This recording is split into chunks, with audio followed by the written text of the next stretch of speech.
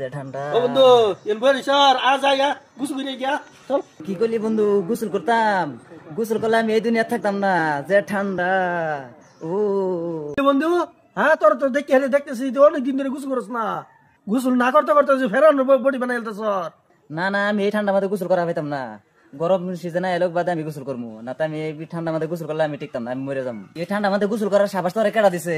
অত সাবাস করতে হয়েছে তোর? হ্যাঁ, এই ঠান্ডা মাঝে গোসল করবি, ডুব মারে তো আর বাঁচতি না, তলে থেকে যাবি। যে ঠান্ডা আঙ্গর গোসল করার অভ্যাস আছে, তুই কি বুঝবি? তুই তো বিয়াই করছ না। কি বন্ধু, বিয়া করলে গোসল শরীরে বাজে না?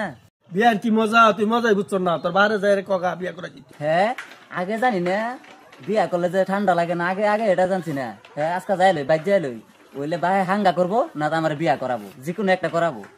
খালি আজকে বাইক যাই লই, বাজার দেখাই আমরা গোসল করবাম এই ঠান্ডা মাঝে। আব্বা ও আব্বা, এই কি রে, কি রে তোর? কেলে আসিলেন বর্তস? এনো এনো আসেন ঘর। তুমি আমার দেহ না, 7 দিন ধরে গোসল করি না, তুমি এটা দেহ না। হেই তুই 7 দিন ধরে গোসল করছ টাকা, আমার কোন লাগে তোরা? গোসল করবো কিবা, শীতে বাঁচতাছি না, এই ঠান্ডার মাঝে গোসল করুন যা। হ্যাঁ, উমপারি সারা সারা দেখতাছি, হ্যাঁ খালি ডেলি সকালে গোসল করবার চা। আর আমি সকালে গোসল করবো কিবা, দুপুরে গরম মনে করি না। তুমি চোখে দেখো না, তোমার চোখ বাঁচে না কিছু? সব কথা বুঝাইতে লাগে। হেই রে সুত নাই হতে কি কইলো রে, আমার লগে বিয়ার কথা কইলো? হ্যাঁ ওই খাওয়া রে বিয়া তো ফুট কি দিমু। হাই হাই রে, আমার বিয়া কুমড়া মান মাইরে দিছে।